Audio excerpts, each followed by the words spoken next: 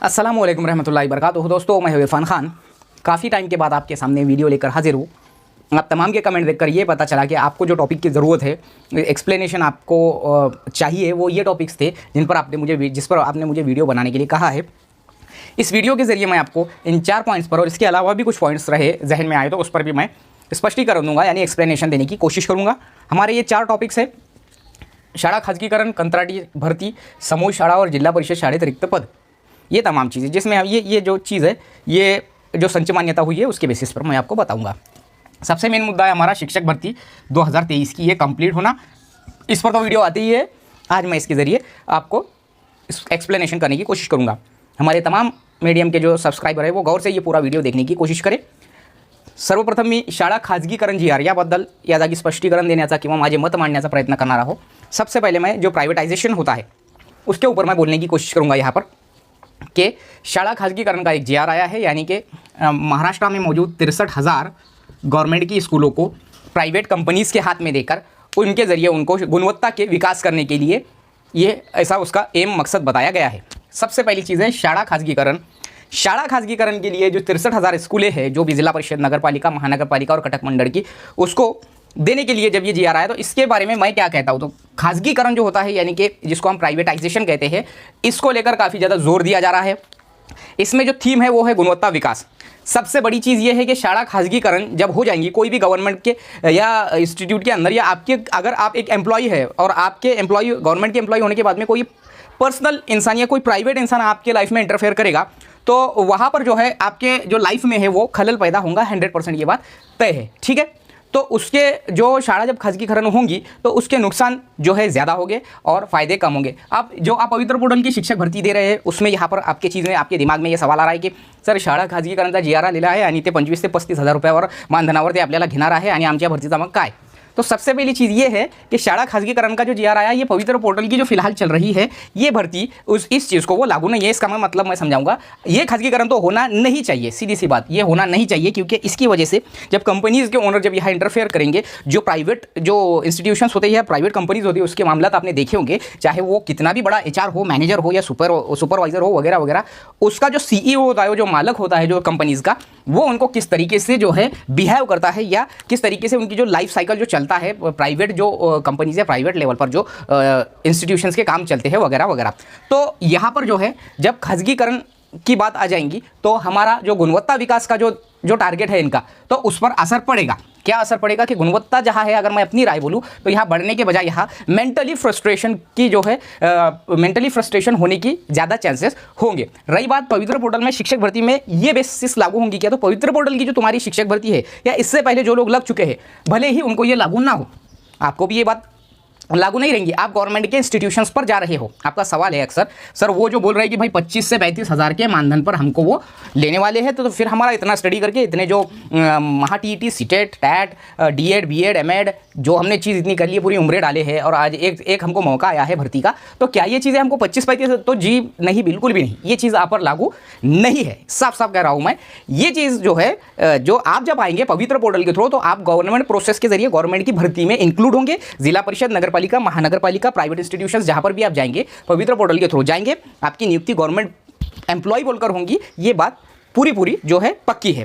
लेकिन सर हमारा इसमें, अब हम तो इसमें से बच गए ऐसा तुम सोच रहे होंगे, तो बचने का सवाल ऐसा है कि ये जब हो जाएगा तो जब तुम लग भी जाएंगे, तुम जिला परिषद पे भी लग जाएंगे वगैरह वगैरह, तुम्हारी कोई जैसा, देखो यहाँ पर जब खाजगीकरण हो जाता है और जब तुम अगर लग गए, मिसाल के तौर पर तुम लग गए, तुम जिला परिषद, गवर्नमेंट इंस्टीट्यूट, प्राइवेट इंस्टीट्यूट पर 100% ऐसी कोई प्राइवेट कंपनीज के थ्रू नहीं जाने वाले हैं। ये भर्ती तुम्हारी शासन ले रही है और शासन तुमको नियुक्त कर रही है। लेकिन जब प्राइवेटाइजेशन अगर ऐसा हो जाएगा तो उनका इंटरफेयर जब इसमें बढ़ेगा, तो वहाँ पर मैंने जैसा बोला कि साइकोलॉजिकली यानी कि एक नफ्सियाती तौर पर जो है फ्रस्ट्रेशन जो है बढ़ने के चांसेस है, और ये उनको 10-10 साल के लिए वगैरह वगैरह जो है उनको दत्तक देने के ऐसे चांसेस, ऐसे उस खबर के हिसाब से मैं बता रहा हूँ, तो ये चीज़ें होने के चांसेस है। लेकिन सर हमारा अब इसमें नुकसान नहीं, हम तो बच गए, तो ऐसा नहीं है। फ्यूचर जब प्राइवेटाइजेशन, ये किसी के भी लिए फ़ायदेमंद नहीं है। तुम जाएंगे भले या जो लग गए, जो लगने वाले हैं भर्ती के जरिए, वो बोलेंगे कि हम तो बच गए, तो ऐसा नहीं है। ये आगे के फ्यूचर के भी लिए, जैसा जब यानी कि इन फ्यूचर जब ये जो खाजगीकरण जब हो जाएगा, खुदा ना खास्ता अल्लाह करे ना हो, अगर हो जाएगा, तो जो तुम्हारे बाद में जब भर्ती यानी पवित्र पोर्टल 2023 की जो भर्ती है,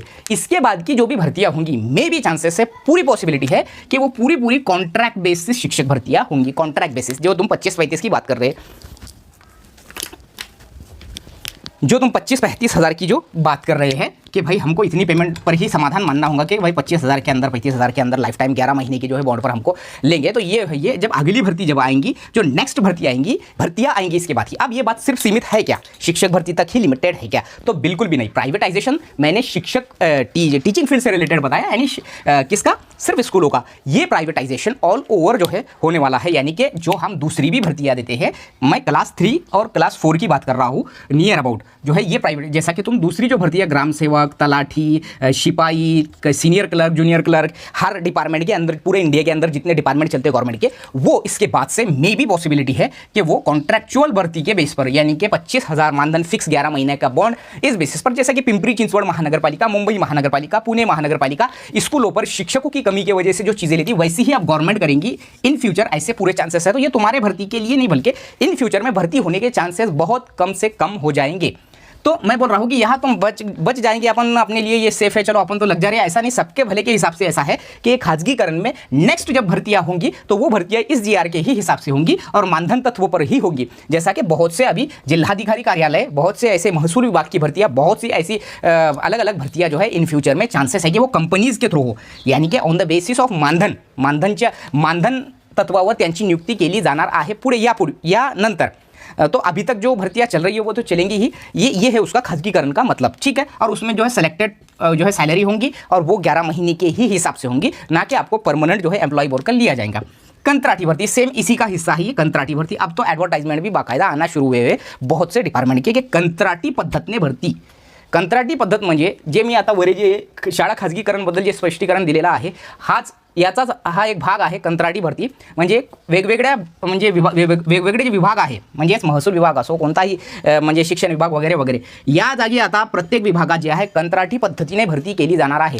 आता आपली शिक्षक भरती जे आहे, हे पवित्र पोर्टल शिक्षक भरती ही कंत्राटी भरती नाही आहे, किंवा हे प्रायव्हेटायझेशननुसार भरती नाही, किंवा कंपनी कोणतीही तुम्हाला नियुक्त करणार नाही। मी 100 वेळा तेच सांगायला तुम्हाला की या बाबतीत तुम्ही जे तुमचा जे कन्फ्युजन आहे की आम्हाला पण असाच म्हणजे यासारखाच आम्हाला जे कंत्राटी पद्धतीनेच आम्हाला ते घेणार का शासन, तर बिलकुल नाही। तुम्हाला तुमची जी भरती आहे ते पवित्र पोर्टल शिक्षक भरती शासनामार्फत होणारी ही भरती आहे आणि तुमची नियुक्ती हे एक परमनंट एम्प्लॉई म्हणून होणार आहे, म्हणजे शिक्षण सेवक, सहायक शिक्षक वगैरे जे ज्या प्रकारे असतात ते।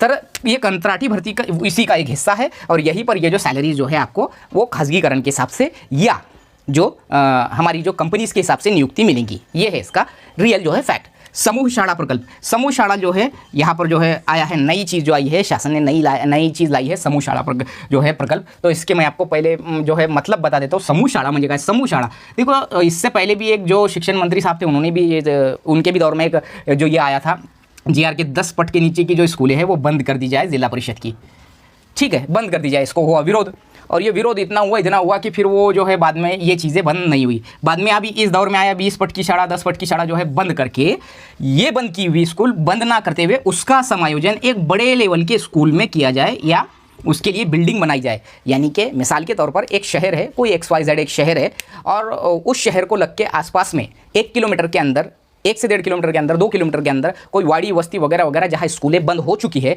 जिला परिषद की 10 के पट के अंदर की 0 पट वाली भी है, तो वो बंद हो चुकी है। ऐसे 10 से 15 स्कूलों का पट मिलाकर अगर वह 5 है, 10 से 15, तो एक बड़ी स्कूल बनाई जाए जिसको हम समूह शाला कहते हैं, और ये समूह शाला में उसका समायोजन किया जाए, इसको कहते हैं समूह शाला। अब समूह शाला की वजह से नियर अबाउट महाराष्ट्र के अंदर मेरे ख्याल से 23 या 29 हज़ार शिक्षक जो है अतिरिक्त यानी कि एक्सेस ठहर रहे हैं। अतिरिक्त ठहरा, एक्सेस के मैंने पहले ही बताया था आपको, कई व्हिडिओ में मैंने बताया हो। एक्सेस म्हणजे एका शाळेवर म्हणजे 30 RTE 2009 नुसार 30 विद्यार्थी आहे एका शाळेत, तर त्यावर एक शिक्षक, 31 जरी झाला तर त्यावर 2 शिक्षकांची नियुक्ती केली जाते, 61 झाला तर 3, 91 झाला तर 4, असा म्हणजे 1 ते 5 साठी माझा आहे, म्हणजे 1 ते 5 साठी सांगायलो मी, 6 ते 7 साठी ते 35 वगैरह काहीतरी आहे। तर ये है उसका यानी कि एक्सेस ठहरना। तो अब यहाँ पर बच्चे तो कम है, टीचर है, एक स्कूल में बच्चे हो गए 5 और टीचर हो गए 4, तो अब ये जो है 3 एक्सेस हो गए। इन 3 एक्सेस का करना पड़ता है समायोजन। समायोजन की प्रक्रिया ये जो होती है ये भर्ती से भी ज़्यादा अहमियत वाली होती है, क्योंकि वो ऑन ड्यूटी टीचर्स होते हैं, ये बंद होने में जो भी तरीका इस्तेमाल होता है उसमें एक्सेस हो जाते हैं। ऐसा एक रिपोर्ट के मुताबिक आपको मैं स्क्रीन पर भी बताऊंगा, वो जो न्यूज़ है वो न्यूज़ में बताया गया है 23,000 या 29,000 समथिंग ये चीज़ है। जब एक्सेस कहीं पर कोई चीज़ ठहर जाती है या कोई शिक्षक ठहर जाता है तो वहाँ पर भर्ती के होने के इम्कानात जो है इनसे इससे पहले नहीं होते। तो ऐसा ना हो। समूह शाला प्रकल्प का ये नुकसान है, या फिर समूह शाला प्रकल्प जो प्रोजेक्ट है इनका, उसमें मैंने जो तरीका बताया है वो ये है कि जो एकदम 0 पट वाली, 10 पट वाली, 5 पट वाली, 15-20 पट वाली जो स्कूलें बंद हो गई, उनको एक बड़े स्कूल में और उनकी व्यवस्था करना, गवर्नमेंट के जरिए उनकी व्यवस्था की जाएंगी, ऐसा उसमें कहा गया है। यानी कि भाई वाड़ी बस्ती से बच्चे को लाने के लिए अब इसमें विरोध हो रहा है, तकरीबन हर पूरे महाराष्ट्र से विरोध हो रहा है कि भाई जब वाड़ी बस्ती पर रोडवेज ही नहीं है, अच्छे रोडवेज नहीं है, और वो पहली का बच्चा जो है उस बस में बैठकर वहाँ तक अगले जो है 1-2 किलोमीटर पर जहाँ पर ये समूह शाला बनाई जाएंगी वहाँ आ सकेंगे क्या? कई ऐसे सवाल है जहाँ पर शासन को उन्होंने जो है पूछा है और इसका विरोध किया है। ये तमाम चीज़ों का पूरे महाराष्ट्र भर में विरोध चालू है, एम्प्लॉयज़ के जरिए, संगठनों के जरिए, पालकों के जरिए, इवन के स्टूडेंट्स के भी जरिए इसका विरोध चालू है। शाला खाजीकरण का स्पेशली बात कर रहा हूँ मैं, और समूह शाला का ये जो है बहुत से जो है पूरे महाराष्ट्र के टीचर्स के जरिए विरोध हो रहा है। अब जो संचय मान्यता की अपडेट है, संचय मान्यता की जो अपडेट है अभी फिलहाल में, उसके हिसाब से जिला परिषद शाळेत रिक्त पद, जो टोटल रिक्त पद आए हैं जिला परिषद स्कूलों में महाराष्ट्र के अंदर, वो कितने हैं? वो है 23,000। जिला परिषद की बात कर रहा हूँ मैं, 23,000 जो है नया आंकड़ा जो है पता चला है अपने को। 30,000 की भर्ती होने वाली है, तो 23,000 जो है शिक्षकों की रिक्त पद है। जिला परिषद स्कूलों की बात कर रहा हूँ मैं, ओनली जिला परिषद, ठीक है। अब इसमें नगर पालिका, महानगर पालिका वगैरह 10 से 12,000 पकड़ लो, तो एक वोलियन शुल्क जो है 35,000 का जो है आंकड़ा हमारे पास निकल कर आता है। यानी कमोबेश एक ऐसा अंदाज है कि 30 से 35,000 वैकेंसीज रिक्त है, और पहले टप्पे में वो 30,000 भरने वाले हैं। अगर 30,000 भर देते हैं तो बहुत अच्छी बात। जिला परिषद में ही सबसे ज़्यादा वैकेंसीज खाली होती है, जहाँ पर सबसे ज़्यादा 1 से 5 पर होती है।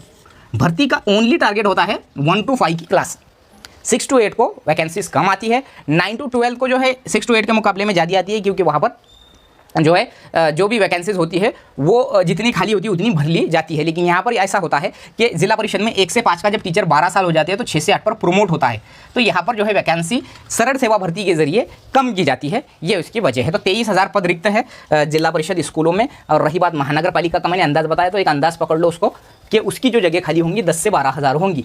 तो अब यहाँ पर सवाल उठता है कि ये जो 30,000 का बोला जा रहा है, ये भर्ती अब शिक्षक भर्ती होंगी क्या इतनी? तो अगर गवर्नमेंट चाहे तो बिल्कुल होंगी। और यहाँ पर अगर बात की जाए हर मीडियम की, अगर 30,000 हुई तो मराठी, उर्दू, हिंदी, इंग्लिश, कन्नड़, तेलुगु, गुजराती, सिंधी, पंजाबी, ये जितने मीडियम महाराष्ट्र में चलते हैं वो सबकी वैकेंसीज अगर 30,000 आती है तो ज़्यादा आएंगी। 30,000 का टारगेट है उनका। मैंने जैसा 23,000 जगह बताया, तो 23,000 जगह आज भी यहाँ पर खाली है जिला परिषदों में महाराष्ट्र में। तो ये चीज़ें थी जो मैंने आपको क्लियर करने की कोशिश किया। रही बात शिक्षक भर्ती होने की, तो अभी 30 जो है सितंबर ये लास्ट है किस चीज़ के लिए? हमारे जो रजिस्ट्रेशन प्रोसेस की लास्ट डेट है। तो इसके बाद जो है अब डेट एक्सटेंड होती है तो फिर खेल चलता रहेगा डेट एक्सटेंड होने का, इसमें तो कोई शक है ही नहीं। अब अगर नहीं बढ़ती है तो उसके बाद में वो 15 से 20 अक्टूबर के दरमियान में भी पॉसिबल होता है कि आपको चॉइसेस को लॉक करने के लिए पहले जाहिरात देंगे, वो जाहिरात आएंगी। यानी नियर अबाउट मेरा एक अंदाज़ है, अगर ये खेल बंद हो गया रजिस्ट्रेशन का, डेट एक्सटेंड होने का खेल अगर बंद हुआ, तो मेरा एक अंदाज़ है 15 से 20 अक्टूबर के दरमियान में जाहिरात दी जाएंगी, और उसी जाहिरात के बाद में चॉइसेस लॉक करने का चांस दिया जाएंगे। जाहिरात उसी लिए आती है असल में, तो चॉइसेस जो है आपको प्रेफरेंसेस जिसको हम बोलते हैं लॉक करने का चांस दिया जाएगा। जाहिरात और चॉइसेस लॉक करने की जो प्रक्रिया है वो मेरे हिसाब से ये जितना जब लेंदी चल रहा तो ये नवंबर के आधे तक चले जाएंगे, एक मेरा जहाँ तक अंदाज़ है नवंबर के आधे तक जाएंगी। मेरा अंदाज़ है, सिर्फ कयास है, ये बात कोई पक्की नहीं है, सिर्फ मैं अंदाज। तो नवंबर के 15 यानी दिवाली की छुट्टियों तक, यानी कि चांसेस पूरे हैं कि आपकी जो नियुक्ति जो होंगी, यानी आपको जो अपॉइंटमेंट दिया जाएगा उसके चांसेस आफ्टर नवंबर एंड, यानी कि नवंबर एंड में नियर अबाउट जो है जब छुट्टियां खत्म हो रही, 27 नवंबर को लास्ट छुट्टी है दिवाली की, उसके बाद 30 नवंबर, यानी कम वो बेस दिसंबर के शुरुआत के फर्स्ट वीक में 100% चांसेस है कि भर्ती की पहली लिस्ट लग के, मेरिट लिस्ट लग के आपके अपॉइंटमेंट लेटर आपके हाथ में आएंगे। दिसंबर का पहला हफ्ता, एक अंदाज है मेरा, ये सिर्फ अंदाज है, लेकिन ये प्रक्रिया को देखते हुए बोल रहा हूँ मैं। अगर उन्होंने चाहे 30 सितंबर के बाद डायरेक्ट 5 अक्टूबर को ऐड और चॉइसेस दे दिए और इसको ज़्यादा से ज़्यादा 20 दिन दिए, ये चॉइसेस लॉक करने को 20 दिन दिए, क्योंकि पोर्टल बहुत साफ सुथरा चल रहा है, बहुत इजी चल रहा है। तो 5 अक्टूबर के बाद 20 दिन बोले बाद 25 अक्टूबर, और 25 अक्टूबर के बाद ये जो पूरी प्रक्रिया होके, जैसा अगर नवंबर का फर्स्ट वीक अगर उन्होंने दिल पे ले लिए तो तुमको छुट्टियां लगने से पहले अपॉइंटमेंट मिल सकता है, लेकिन इसकी पॉसिबिलिटी बहुत कम है। जो इसकी दिवाली की छुट्टियों से पहले की पॉसिबिलिटी कम है। अपने को क्या, अपने को सिर्फ ऑर्डर लेने से मतलब है अपॉइंटमेंट, तो हो सकता है कि आपका नवंबर के एंड में आपको अपॉइंटमेंट लेटर्स मिले। मेरे दिल से दुआ है कि आपको अल्लाह करेगी आपकी तमाम जायज़ तमन्ना पूरी हो जाए और ऐसा अपॉइंटमेंट लेटर आपके हाथ में आ जाए और आप सुकून से जाकर शिक्षण से वो कल पूरा कर सके।